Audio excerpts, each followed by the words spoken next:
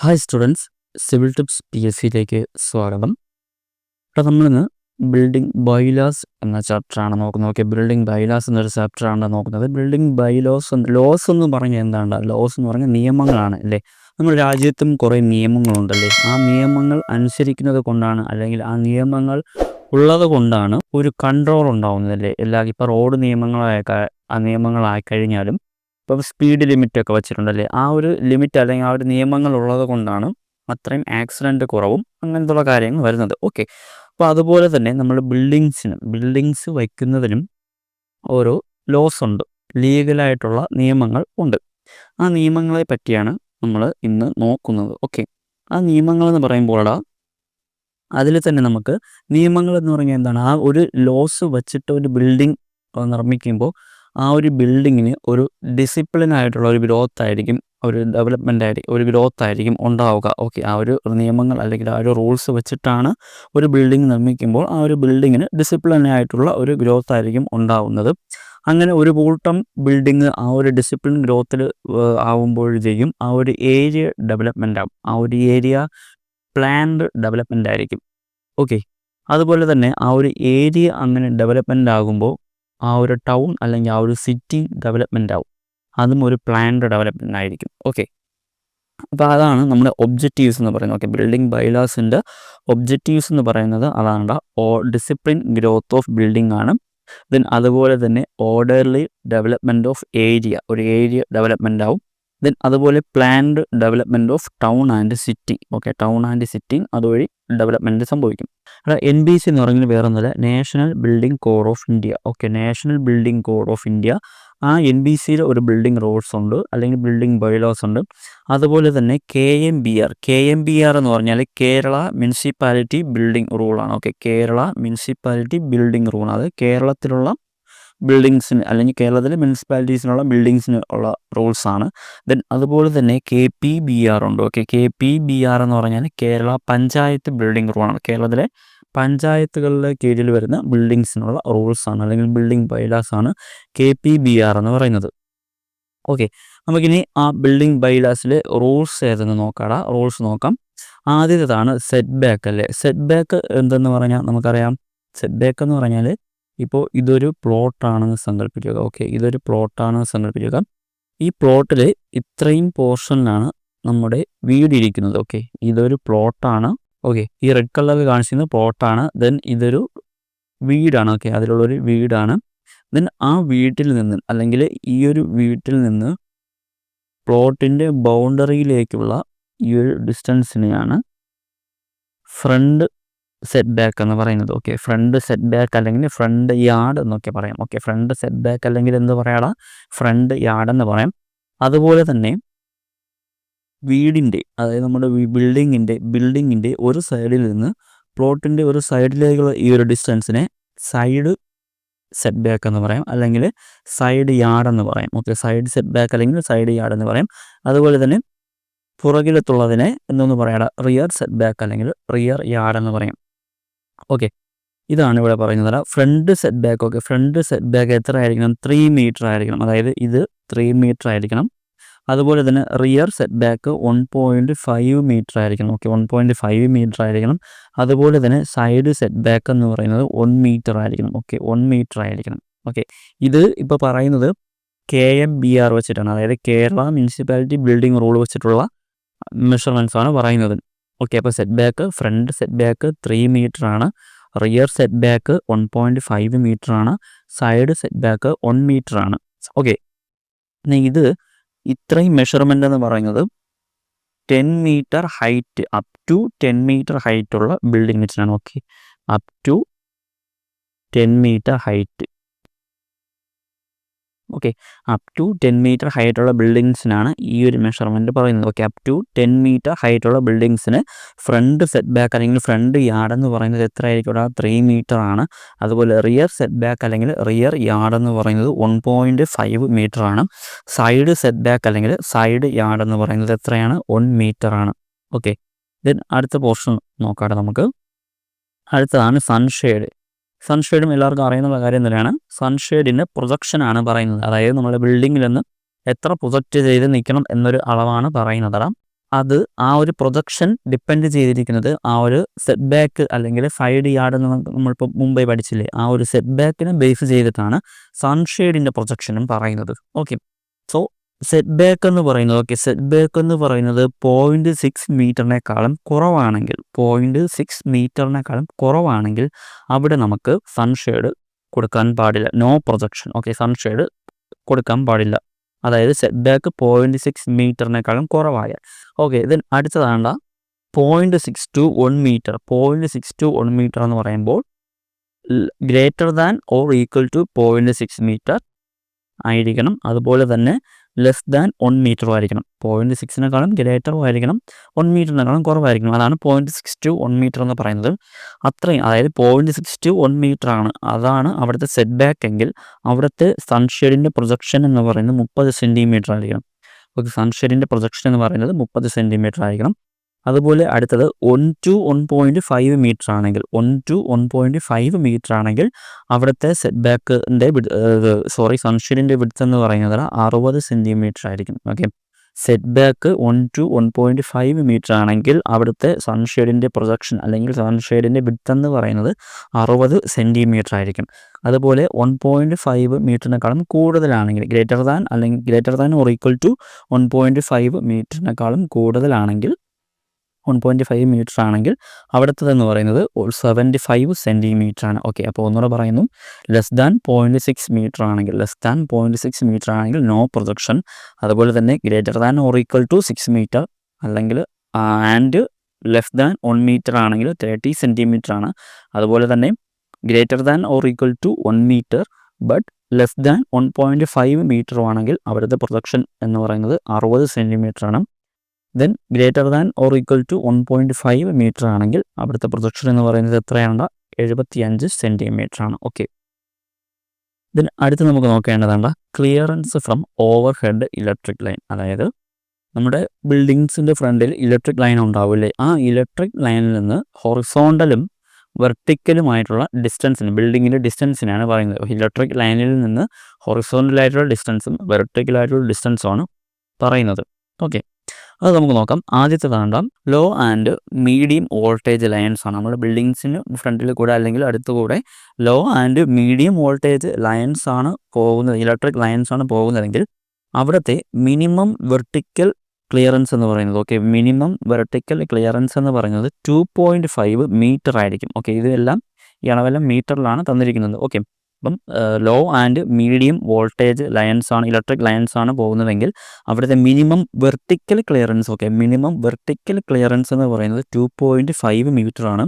അതുപോലെ minimum horizontal clearance എന്ന് പറയുന്നത് 1.2 മീറ്റർ ആണ്. അത് മാറിപ്പോലെ മിനിമം വെർട്ടിക്കൽ ക്ലിയറൻസ് എന്ന് പറയുന്നത് 2.5 മീറ്റർ ആണ്. മിനിമം ഹൊറിസോണ്ടൽ ക്ലിയറൻസ് എന്ന് പറയുന്നത് 1.2 മീറ്റർ ആണ്. അതുപോലെ തന്നെ high voltage line up to and included 33,000 volt ആണെങ്കിൽ high voltage line up to and included 33,000 volts ആണെങ്കിൽ അവിടുത്തെ മിനിമം വെർട്ടിക്കൽ ക്ലിയറൻസ് എന്ന് പറയുന്നത് 3.7 മീറ്റർ ആണ്. മിനിമം വെർട്ടിക്കൽ ക്ലിയറൻസ് 3.7 മീറ്ററും മിനിമം ഹൊറിസോണ്ടൽ ക്ലിയറൻസ് എന്ന് പറയുന്നത് 2 മീറ്ററും ആയിരിക്കും. ഓക്കെ, ദെൻ അടുത്തതാണ് extra high voltage lines above 33,000 volt ആണെങ്കിൽ അവിടുത്തെ മിനിമം വെർട്ടിക്കൽ ക്ലിയറൻസ് എന്ന് പറയുന്നത് 3.7 മീറ്റർ തന്നെയാണ്. അതുപോലെ മിനിമം ഹൊറിസോണ്ടൽ ക്ലിയറൻസും 2 മീറ്റർ ആയിരിക്കും. ഓക്കെ, ആ ഒരു കാര്യം കൂടെ അവിടെ ഓർത്ത് വെച്ചിരിക്കുക. ദെൻ അടുത്തതാണ് ആ പ്ലിന്തെന്ന് നമുക്ക് താഴോട്ട് നോക്കാം. ഇപ്പോൾ നമുക്കിവിടെ പ്ലിന്തിൻ്റെ ഹൈറ്റ് ആണ് പറയുന്നത്. ഓക്കെ, പ്ലിന്തിൻ്റെ ഹൈറ്റ് എന്ന് പറയുന്നത് not be less than 45 centimetre. അതായത് പ്ലിന്ത് ബീം എന്നൊക്കെ പറയുന്നത് പ്ലിന്തിൻ്റെ ഹൈറ്റ് എന്ന് പറയുന്നത് 45 സെൻറ്റിമീറ്ററിനേക്കാളും കുറയാൻ പാടില്ല. അതൊരു KMBRലെ റൂൾസ് ആണ്. ഓക്കെ, പ്ലിന്തിൻ്റെ ഹൈറ്റ് എന്ന് പറയുന്നത് 45 സെൻറ്റിമീറ്ററിനേക്കാളും കുറയാൻ പാടില്ല. അതുപോലെ ഒരു റൂമിൻ്റെ ഹൈറ്റ് എന്ന് പറയുന്നത് റെസിഡൻഷ്യൽ ബിൽഡിംഗ് എടുത്തു കഴിഞ്ഞാൽ നോട്ട് ലെസ് ദാൻ 2.75 മീറ്റർ ആണ്. ഓക്കെ, റെസിഡൻഷ്യൽ ബിൽഡിംഗ് ആണെങ്കിൽ റൂമിൻ്റെ ഹൈറ്റ് 2.75 മീറ്ററിനേക്കാളും കുറയാൻ പാടില്ല. അതർ ബിൽഡിംഗ് ആണെങ്കിൽ റെസിഡൻഷ്യൽ ബിൽഡിംഗ് പോയിട്ടുള്ള അതർ ബിൽഡിങ്സ് ആണെങ്കിൽ അവിടുത്തെ റൂം ഹൈറ്റ് എന്ന് പറയുന്നത് 3 മീറ്ററിനേക്കാളും കുറയാൻ പാടില്ല. ഓക്കെ, 3 മീറ്ററിനേക്കാളും കുറയാൻ പാടില്ല. അതാണ് അവിടുത്തെ കാര്യം. ദെൻ അതുപോലെ എ സി റൂംസ് ആണെങ്കിലോ 2.4 മീറ്ററിനേക്കാളും കുറയാൻ പാടില്ല. ഓക്കെ, 2.4 മീറ്ററിനേക്കാളും കുറയാൻ പാടില്ല. അപ്പോൾ ഒന്നുകൂടെ പറയുന്നു, പ്ലിന്തിൻ്റെ ഹൈറ്റ് പ്ലിന്ത് എന്ന് പറഞ്ഞാൽ height not be less than 45 centimetre. 45 സെൻറ്റിമീറ്ററിനേക്കാളും കുറയാൻ പാടില്ല. അതുപോലെ ഒരു റൂമിൻ്റെ ഹൈറ്റ് എടുത്തു കഴിഞ്ഞാൽ റെസിഡൻഷ്യൽ ബിൽഡിങ്ങിൽ 2.75 മീറ്റർ കുറയാൻ പാടില്ല. അതുപോലെ അതർ ബിൽഡിങ്സ് ആണെങ്കിൽ 3 മീറ്ററിനേക്കാളും കുറയാൻ പാടില്ല. എ സി റൂംസ് ആണെങ്കിൽ 2.4 മീറ്ററിനേക്കാളും കുറയാൻ പാടില്ല. ദെൻ അടുത്തതാണ് റൂം ഏരിയ. റൂമിൻ്റെ ഏരിയ എന്ന് പറയുന്നതും ഒരു റൂമാണെങ്കിൽ, ഓക്കെ, നമ്മളൊരു ബിൽഡിങ്ങിൽ ഒരു റൂമാണ് ഉള്ളതെങ്കിൽ അവിടുത്തെ ഏരിയ 9.5 മീറ്റർ സ്ക്വയറിനേക്കാളും കുറയാൻ പാടില്ല. ഓക്കെ, 9.5 മീറ്റർ സ്ക്വയറിനേക്കാളും കുറയാൻ പാടില്ല.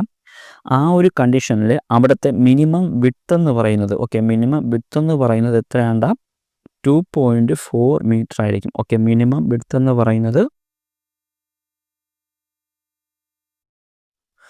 മിനിമം വിഡ്ത്ത് എന്ന് പറയുന്നത് 2.4 മീറ്റർ ആയിരിക്കും. ഓക്കെ, ഒരു റൂമാണെങ്കിൽ അതിൻ്റെ ഏരിയ എന്ന് പറയുന്നത് 9.5 മീറ്റർ സ്ക്വയറിനേക്കാളും കുറയാൻ പാടില്ല. ആ കണ്ടീഷനിൽ അവിടുത്തെ വിഡ്ത്ത് എന്ന് പറയുന്നത്, മിനിമം വിഡ്ത്ത് എന്ന് പറയുന്നത് 2.4 മീറ്റർ ആയിരിക്കും. ദെൻ അടുത്ത് 2 റൂംസ് ആണെങ്കിൽ നമുക്ക് 7.5 മീറ്ററിനേക്കാളും, 2 റൂംസാണ് നമ്മൾ പ്രൊവൈഡ് ചെയ്യുന്നതെങ്കിൽ അതിൽ ഒരു റൂം 7.5 മീറ്റർ സ്ക്വയറിനേക്കാളും കുറയാൻ പാടില്ല. ഏരിയ ആണ് 7.5 മീറ്ററിനേക്കാളും കുറയാൻ പാടില്ല. ദെൻ അല്ലെങ്കിൽ 9.5 മീറ്ററിനേക്കാളും കുറയാനും പാടില്ല. ഓക്കെ, ആ 2 കണ്ടീഷനുണ്ട് അവിടെ.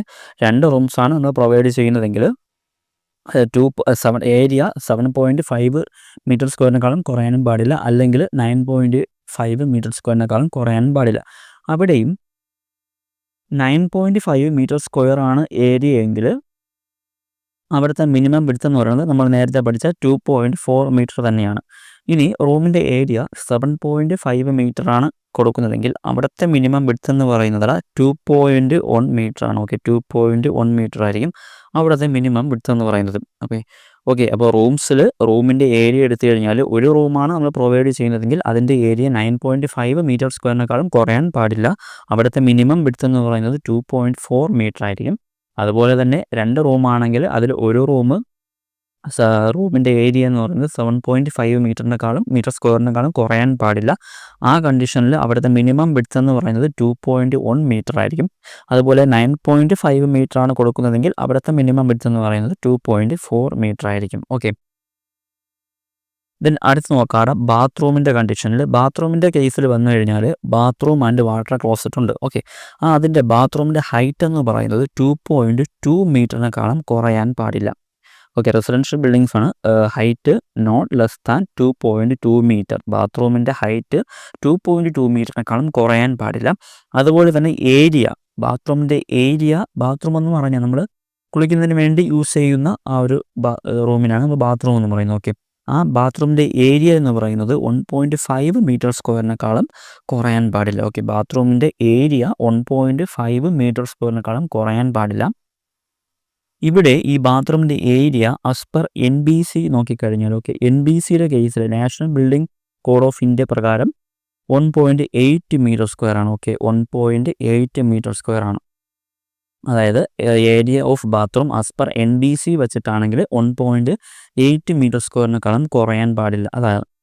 അതാണ്. ഓക്കെ, ദെൻ നമ്മൾ ഈ KMBR വെച്ചിട്ടാണെങ്കിൽ not less than 1.5 metre square. Then അടുത്ത് ഏരിയ ഓഫ് വാട്ടർ ക്ലോസറ്റിൻ്റെ ഏരിയ 1.1 മീറ്റർ സ്ക്വയറിനേക്കാളും കുറയാൻ പാടില്ല. വാട്ടർ ക്ലോസറ്റിൻ്റെ ഏരിയ 1.1 മീറ്റർ സ്ക്വയറിനേക്കാളും കുറയാൻ പാടില്ല. അവിടുത്തെ മിനിമം വിഡ്ത്ത് എന്ന് പറയുന്നത് 0.9 മീറ്റർ ആണ്. ഓക്കെ, 0.9 മീറ്റർ ആണ് അവിടെ വാട്ടർ ക്ലോസറ്റിൻ്റെ മിനിമം വിഡ്ത്ത് എന്ന് പറയുന്നത്. ദെൻ അടുത്ത് combined area of bathroom and water closet. Combined area of bathroom and water closet ആണെങ്കിൽ അവിടുത്തെ ഏരിയ എന്ന് പറയുന്നത് 2.2 മീറ്റർ സ്ക്വയറിനേക്കാളും കുറയാൻ പാടില്ല. Not less than 2.2 metre square ആണ്. ദെൻ അവിടെയും നമുക്ക് NBC പ്രകാരം, ഓക്കെ, NBC പ്രകാരമുള്ള 2.8 മീറ്റർ സ്ക്വയറിനേക്കാളും കുറയാൻ പാടില്ല. ഓക്കെ, KMBR വെച്ചിട്ടാണെങ്കിൽ 2.2 മീറ്റർ സ്ക്വയറിനേക്കാളും കുറയാൻ പാടില്ല. NBC വെച്ചിട്ടാണെങ്കിൽ 2.8 മീറ്റർ സ്ക്വയറിനേക്കാളും ഏരിയ കുറയാൻ പാടില്ല. ഈ രണ്ട് കേസിലും അതായത് combined area of bathroom and water ക്ലോസറ്റിൽ KMBR വെച്ചിട്ടും NBC വെച്ചിട്ടുമുള്ള മിനിമം വിഡ്ത്ത് എന്ന് പറയുന്നത് 1.2 മീറ്റർ തന്നെയാണ്. ഓക്കെ, 1.2 മീറ്റർ തന്നെയാണ്. ദെൻ അടുത്തതാണ് കിച്ചണിൻ്റെ കേസിൽ കിച്ചണിൻ്റെ ഏരിയ 4.5 മീറ്റർ സ്ക്വയറിനേക്കാളും കുറയാൻ പാടില്ല. നോട്ട് ലെസ് ദാൻ 4.5 മീറ്റർ സ്ക്വയറാണ് കിച്ചണിൻ്റെ ഏരിയ വരുന്നത്. Not less than 4.5 metre square. Then അടുത്തതാണ് ഫയർ സ്റ്റെയർ കേസിൻ്റെ കാര്യമാണ് പറയുന്നത്. സ്റ്റെയർ കേസിൽ തന്നെ ഫയർ സ്റ്റെയർ കേസിൻ്റെ കാര്യമാണ് പറയുന്നത്. ഫയർ സ്റ്റെയർ കേസിൻ്റെ വിഡ്ത്ത് എന്ന് പറയുന്നത് 1 മീറ്ററിനേക്കാളും കുറയാൻ പാടില്ല. ഫയർ സ്റ്റെയർ കേസിൻ്റെ വിഡ്ത്ത് 1 മീറ്ററിനേക്കാളും കുറയാൻ പാടില്ല. അതുപോലെ തന്നെ ത്രെഡ്സിൻ്റെ ലെങ്ത് 25 സെൻറ്റിമീറ്ററിനേക്കാളും കുറയാൻ പാടില്ല. ഓക്കെ, ഫയർ സ്റ്റെയർ കേസിൽ ത്രെഡ്സിൻ്റെ ലെങ്ത് 25 സെൻറ്റിമീറ്ററിനേക്കാളും, ത്രെഡ്സിൻ്റെ ഡയമെൻഷൻ 25 സെൻറ്റിമീറ്ററിനേക്കാളും കുറയാൻ പാടില്ല. അതുപോലെ തന്നെ റൈസും 19 സെൻറ്റിമീറ്ററിനേക്കാളും കൂടാൻ പാടില്ല. അത് രണ്ട് മാറിപ്പോലെ. ത്രെഡ് ആണെങ്കിൽ not less than 25 centimetre, rise ആണെങ്കിൽ not greater than 19 centimetre, not greater than 19 സെൻറ്റിമീറ്ററിനേക്കാളും കൂടാൻ പാടില്ല റൈസ്. അതുപോലെ ത്രെഡ് ആണെങ്കിലോ 25 സെൻറ്റിമീറ്ററിനേക്കാളും കുറയാൻ പാടില്ല.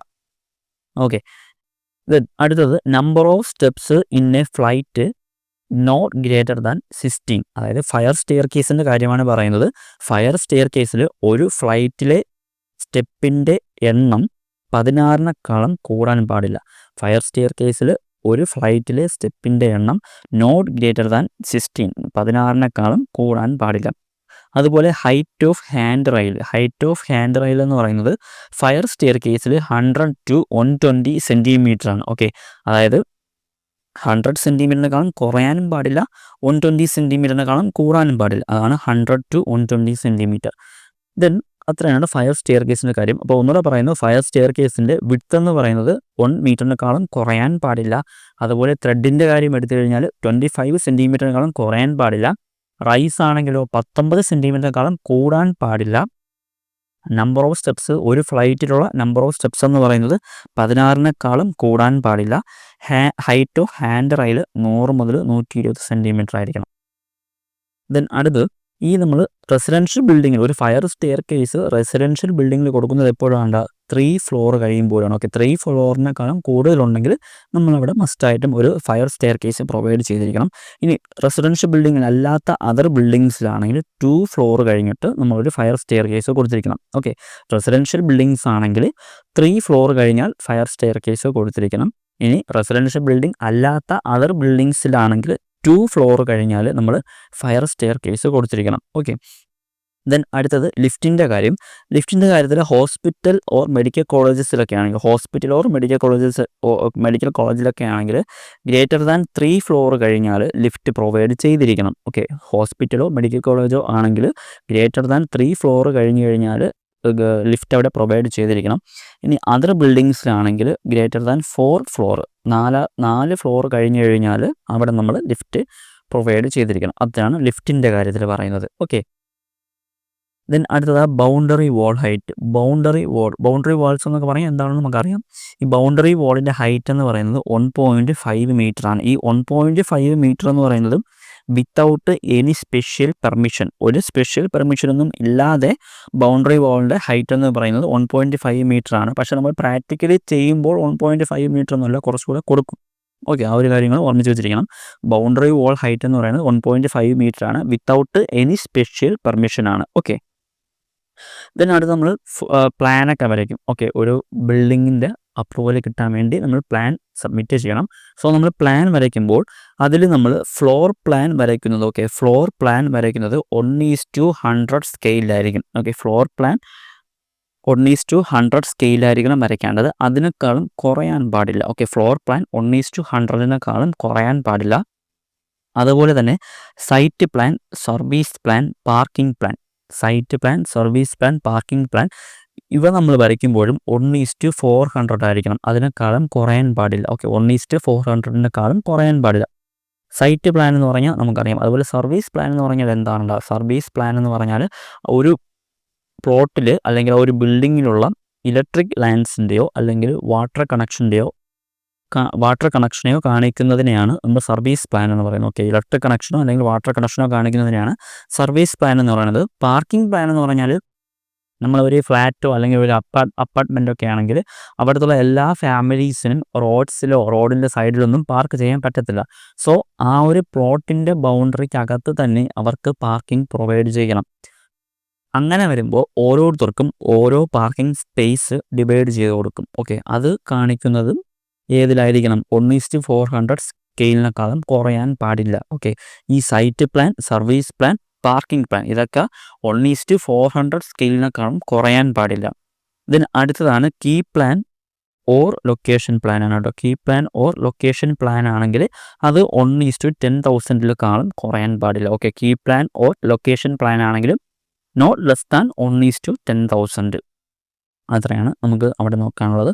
ദെൻ അടുത്ത് നോക്കാനുള്ളതാണ് ക്ലാസിഫിക്കേഷൻ ഓഫ് ബിൽഡിംഗ്. ഓക്കെ, ഈ ഒരു റൂൾസ് വെച്ചിട്ട്, അതായത് കേരള മുനിസിപ്പാലിറ്റി ബിൽഡിംഗ് റൂൾസ് വെച്ചിട്ട് ബിൽഡിങ്ങിനെ ക്ലാസിഫൈ ചെയ്തിട്ടുണ്ട്. ഓക്കെ, അത് 2 ക്ലാസിഫിക്കേഷൻ ഉണ്ട്. ബേസ്ഡ് ഓൺ ഒക്കുപ്പൻസിയും ഉണ്ട്, ബേസ്ഡ് ഓൺ ഫയർ റെസിസ്റ്റൻസ് ഉണ്ട്. ഓക്കെ, നമുക്ക് ബേസ്ഡ് ഓൺ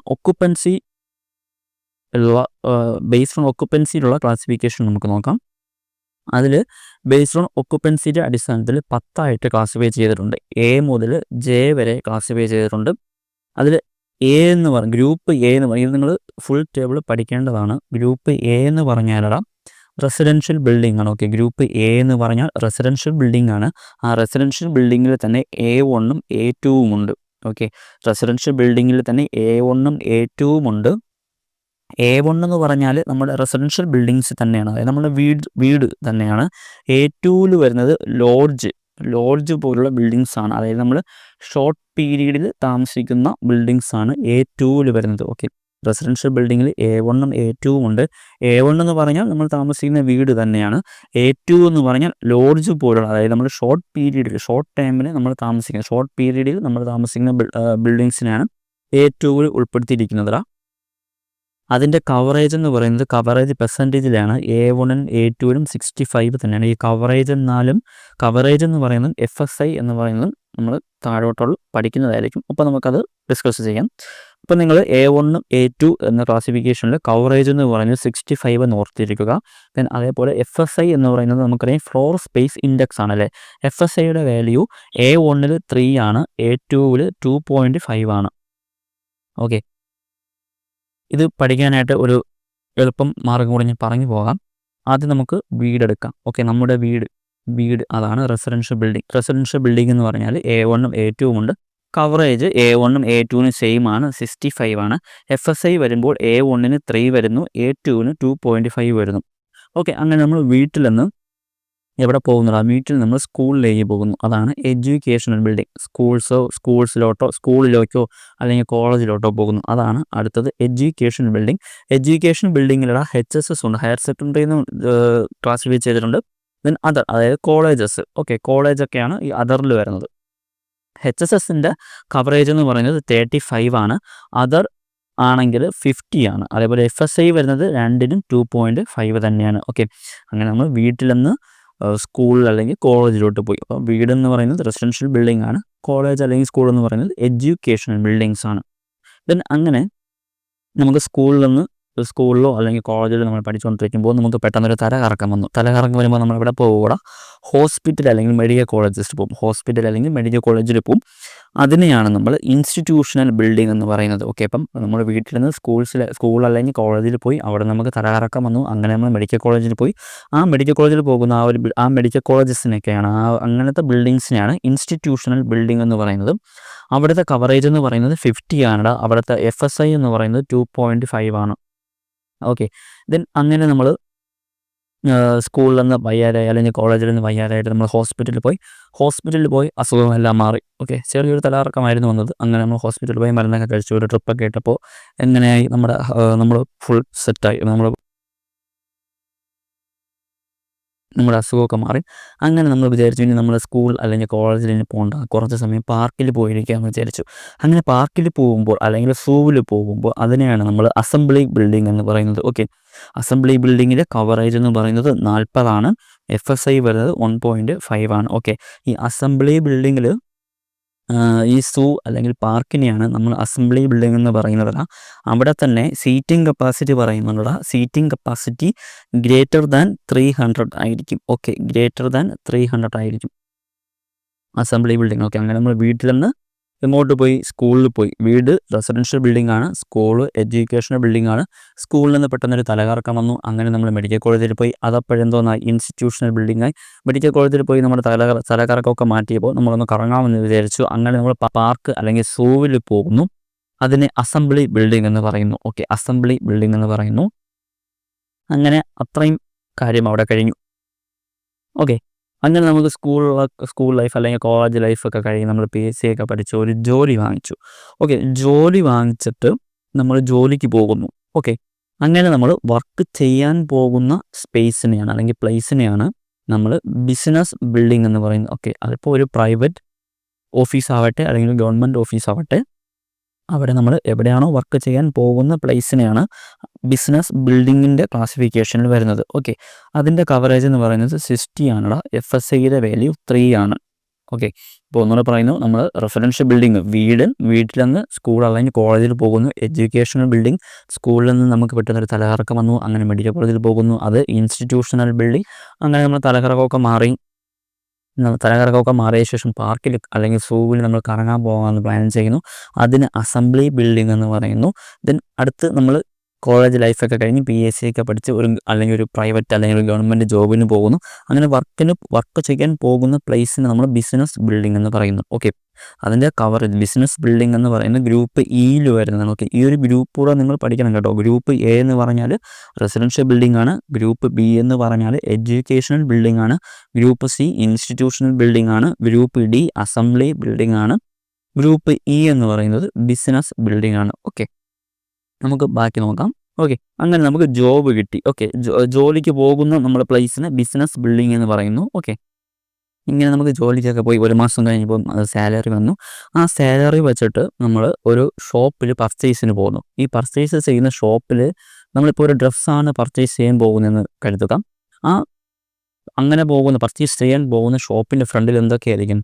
ഡിസ്പ്ലേ വെച്ചിരിക്കുമല്ലേ? അങ്ങനെ ഡിസ്പ്ലേ വച്ചിട്ട് സെയിൽസ് നടത്തുന്ന ബിൽഡിങ്സിനെയാണ് മെർക്കൻറ്റൈൻ എന്ന ക്ലാസിഫിക്കേഷനിൽ ഉൾപ്പെടുത്തിയിരിക്കുന്നു. ഓക്കെ, മെർക്കൻറ്റൈൻ അല്ലെങ്കിൽ കൊമേഴ്സ്യൽ എന്ന് പറയും. ഓക്കെ, മെർക്കൻറ്റൈൻ അല്ലെങ്കിൽ കൊമേഴ്സ്യൽ എന്ന് പറയും. അത് ഡിസ്പ്ലേ വച്ച് സെയിൽസ് നടത്തുന്ന ഷോപ്പിനെ അല്ലെങ്കിൽ ബിൽഡിങ്സിനാണ് നമ്മൾ മെർക്കൻറ്റൈൽ അല്ലെങ്കിൽ കൊമേഴ്സ്യൽ ക്ലാസിഫിക്കേഷനിൽ ഉൾപ്പെടുത്തിയിരിക്കുന്നത്. അതിൻ്റെ കവറേജ് എന്ന് പറയുന്നത് 65 ആണ്. FSIയുടെ വാല്യൂ 3 ആണ്. ഓക്കെ, അങ്ങനെ നമ്മൾ പർച്ചേസ് ഒക്കെ കഴിഞ്ഞിട്ട് ഡ്രസ്സ് നമ്മൾ പർച്ചേസ് ചെയ്തു അല്ലേ? ഈ ഡ്രസ്സ് എവിടെ നിന്നാണ് നമുക്ക് കിട്ടുന്നതാ? ഓരോ മാനുഫാക്ചറിങ് യൂണിറ്റ് ഉണ്ടാവില്ലേ? അങ്ങനെ ഡ്രസ്സ് അല്ലെങ്കിൽ എന്തെങ്കിലും ഒരു പ്രോഡക്റ്റ് മാനുഫാക്ചർ ചെയ്യുന്ന ആ ഒരു പ്ലേസിനെ അല്ലെങ്കിൽ ആ ഒരു ബിൽഡിങ്ങിനെയാണ് ഇൻഡസ്ട്രിയൽ ബിൽഡിങ്ങിൽ ഉൾപ്പെടുത്തിയിരിക്കുന്നത്. ഓക്കെ, ഇപ്പോൾ ഒരു ഡ്രസ്സാണ് നമ്മളൊരു എക്സാമ്പിൾ എടുത്തു കഴിഞ്ഞാൽ ഡ്രസ്സ് മാനുഫാക്ചർ ചെയ്യുന്ന പ്ലേസിനെ അല്ലെങ്കിൽ ഒരു ബിൽഡിങ്ങിനെയാണ് ഇൻഡസ്ട്രിയൽ ബിൽഡിങ്ങിൽ എടുത്തിരിക്കുന്നത്. അവിടെ തന്നെ നമുക്ക് G1 എന്നും G2 എന്നും ക്ലാസിഫൈ ചെയ്തിട്ടുണ്ട്. ഓക്കെ, G1 എന്നും G2 എന്നും ക്ലാസിഫൈ ചെയ്തിട്ടുണ്ടടാ. G1ൻ്റെ കവറേജ് എന്ന് പറയുന്നത് 60 ആണ്. G2വിൻ്റെ കവറേജ് എന്ന് പറയുന്നത് 40 ആണ്. അതുപോലെ FSIയുടെ വാല്യൂ G1ന് 3.5 ആണ്. G2വിന് 2.5 ആണ്. ഓക്കെ, 3.5 2.5. ഓക്കെ, ഈ G1 എന്ന് പറയുമ്പോൾ ഫയറിനെ ക്യാച്ച് ചെയ്യാനുള്ള ക്യാപ്പബിലിറ്റി കുറവായിരിക്കും. Okay, less liable to catch fire ആയിരിക്കും. G2 ആണെങ്കിൽ ഫയറിനെ പെട്ടെന്ന് ക്യാച്ച് ചെയ്യും. ലേബിൾ ടു ക്യാച്ച് ഫയറിനെ പെട്ടെന്ന് ക്യാച്ച് ചെയ്യും. അതാണ് G2വിൽ വരുന്നത്. ഓക്കെ, അങ്ങനെ നമ്മൾ സാലറിയൊക്കെ കിട്ടി. ഏതുവരെ എത്തി? നമ്മൾ ജോലി കിട്ടിയിട്ട് നമ്മൾ വർക്ക് ചെയ്യാൻ പോകുന്ന പ്ലേസ് ഏത് ക്ലാസിഫിക്കേഷൻ വരുന്നു? Business building. അത് ഗ്രൂപ്പ് E ആണ്. ദെൻ നമ്മൾ ഡിസ്പ്ലേ വെച്ച് സെയിൽസ് നടത്തുന്ന ഒരു ഷോപ്പിൽ പോയി ഡ്രസ്സൊക്കെ വാങ്ങിച്ച് സാലറി കിട്ടിയപ്പോൾ അത് മെർക്കൻറ്റൈൻ അല്ലെങ്കിൽ കൊമേഴ്സ്യൽ ബിൽഡിംഗ് എന്ന് പറയുന്നു. ദെൻ അങ്ങനെ ഡ്രസ്സ് നമ്മൾ മാനുഫാക്ചർ ചെയ്യുന്ന ഡ്രസ്സാണ് നമ്മൾ വാങ്ങിച്ചത്. ഡ്രസ്സ് നമ്മൾ മാനുഫാക്ചർ ചെയ്യുന്ന പ്ലേസിനെ ഇൻഡസ്ട്രിയൽ ബിൽഡിംഗ് എന്ന് പറയുന്നു.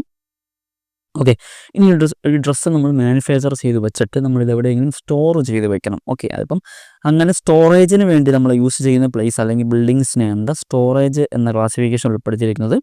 അവിടുത്തെ കവറേജ് എന്ന് പറയുന്നത് 70 ആണ്. FSIയുടെ വാല്യൂ 3 ആണ്. ഓക്കെ, അത് ഗ്രൂപ്പ് H ആണ്. ഓക്കെ, ദെൻ അടുത്ത ഗ്രൂപ്പ് Iയിൽ വരുന്നത് ഹസാർഡസ് ബിൽഡിംഗ് ആണ്. ഓക്കെ, ഹസാർഡസ് ബിൽഡിംഗ് എന്ന് പറഞ്ഞാൽ എക്സ്പ്ലോസീവ് ചെയ്യാൻ സാധ്യതയുള്ള പ്രോഡക്റ്റുകൾ മാനുഫാക്ചർ ചെയ്യുന്ന സ്ഥലത്തിനെയാണ് ഹസാർഡസ് എന്ന് പറയുന്നത്. ഓക്കെ, ഹസാർഡസ് എന്ന് പറഞ്ഞാൽ എക്സ്പോസ് ചെയ്യാൻ സാധ്യതയുള്ള പ്രോഡക്റ്റുകൾ മാനുഫാക്ചർ ചെയ്യുന്ന പ്ലേസിനെയാണ് ഹസാർഡസ് എന്ന ക്ലാസിഫിക്കേഷൻ ഉൾപ്പെടുത്തിയിരിക്കുന്നത്. അവിടുത്തെ കവറേജ് എന്ന് പറയുന്നത് 45 ആണ്, 45. FSI വാല്യൂ 1.2 ആണ്. Okay, group I hazardous building ആണ്. ദെൻ അടുത്തത് ഗ്രൂപ്പ് ജെ ആണ്. ഗ്രൂപ്പ് ജെയിൽ വരുന്നത് മൾട്ടിപ്ലക്സ് കോംപ്ലക്സ് ആണ്. മൾട്ടിപ്ലക്സ് കോംപ്ലക്സ് എന്ന് പറഞ്ഞാൽ അവിടുത്തെ സീറ്റിംഗ് കപ്പാസിറ്റി എടുത്തു കഴിഞ്ഞാൽ <300 ആയിരിക്കും. ഓക്കെ, <300 ആയിരിക്കും. >300 വന്നാൽ അവിടെ ഏതാണ്? അസംബ്ലി ബിൽഡിംഗ് ആണ്, അത് സൂ അല്ലെങ്കിൽ പാർക്കാണ്. ഓക്കെ, ഇപ്പോൾ മൾട്ടിപ്ലക്സ് കോംപ്ലക്സിൻ്റെ കവറേജ് എന്ന് പറയുന്നത് 65 ആണ്.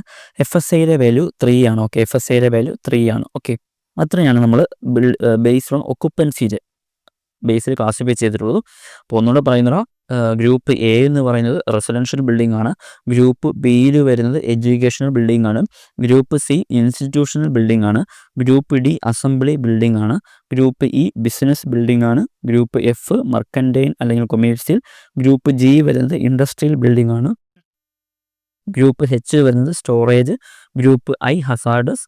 ഗ്രൂപ്പ് ജെ വരുന്നത് മൾട്ടിപ്ലക്സ് കോംപ്ലക്സ്. ഓക്കെ, അപ്പോൾ ഒന്നുകൂടെ ആ ഒരു കോഡ് ഞാൻ പറയാം.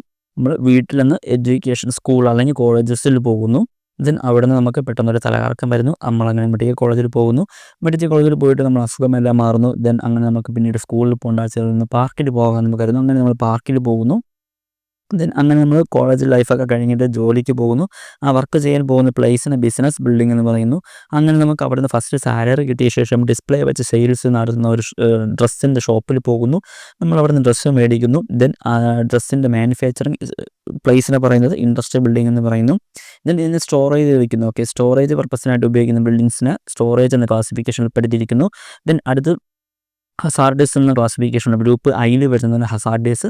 ഗ്രൂപ്പ് ജെയിൽ വരുന്നതാണ് മൾട്ടിപ്ലക്സ് കോംപ്ലക്സ്. ഓക്കെ, ഇത്രയാണ് ബേസ്ഡ് ഓൺ ഒക്കുപ്പൻസി എന്ന ക്ലാസിഫിക്കേഷനിൽ ഉള്ളത്. ദെൻ അടുത്തതാണ്ട according to fire resistance. Fire resistance ബേസിൽ 4 ക്ലാസിഫൈ ചെയ്തിട്ടുണ്ട്. ഏതൊക്കെയാണ്? Type 1, type 2, type 3, type 4. Okay, ഇതിൽ ടൈപ്പ് 1 എന്ന് പറഞ്ഞാൽ fire resistance up to 4 hours, maximum 4 hours വരെ ഉണ്ട്. ഓക്കെ, ടൈപ്പ് 1 ക്ലാസിഫിക്കേഷൻ വരുന്ന ബിൽഡിങ്സിൽ ഫയർ റെസിസ്റ്റൻസ് എന്ന് പറയുന്നത് മാക്സിമം 4 hours വരെയും.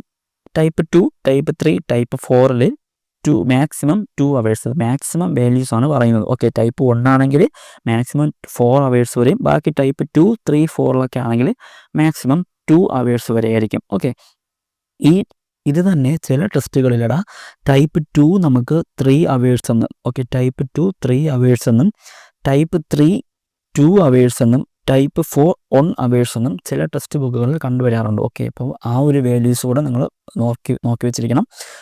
ടൈപ്പ് 1 വ്യത്യാസമില്ല. ടൈപ്പ് 1 മാക്സിമം 4 hours തന്നെയാണ്.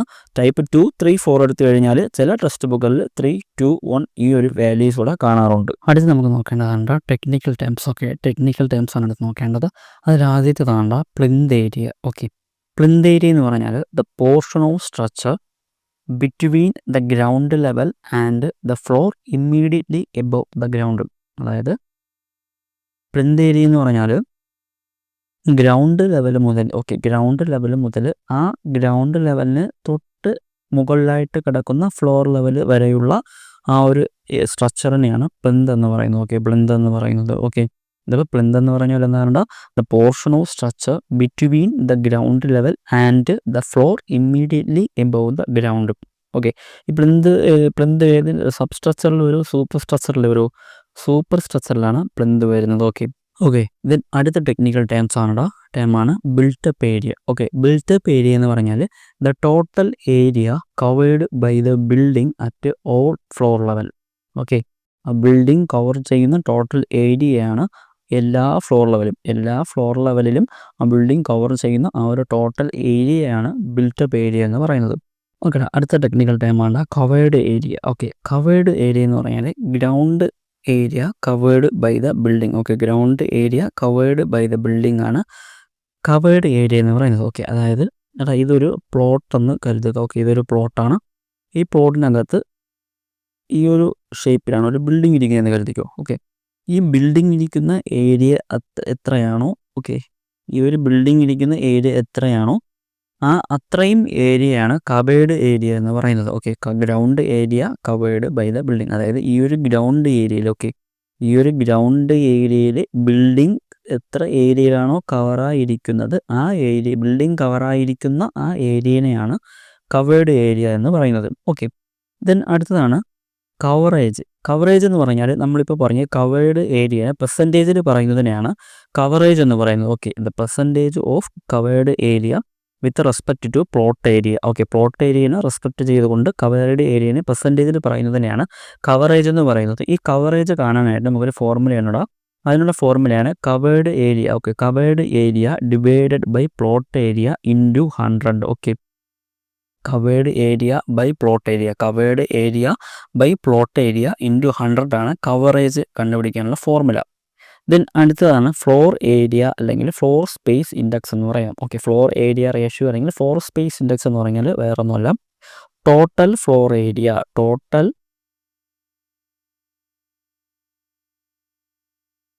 Total floor area by plot area. Okay, total floor area by plot area ആണ് ഏതാണ് FSI എന്ന് പറയുന്നത്. Okay, total floor area by plot area ആണ് ഫ്ലോർ ഏരിയ റേഷ്യോ അല്ലെങ്കിൽ ഫ്ലോർ സ്പേസ് ഇൻഡെക്സ് എന്ന് പറയുന്നത്. ഓക്കെ, ദെൻ അടുത്തതാണ് ഹൈറ്റ് ഓഫ് റൂം. ഒരു റൂമിൻ്റെ ഹൈറ്റ് എന്ന് പറയുന്നത് വെർട്ടിക്കൽ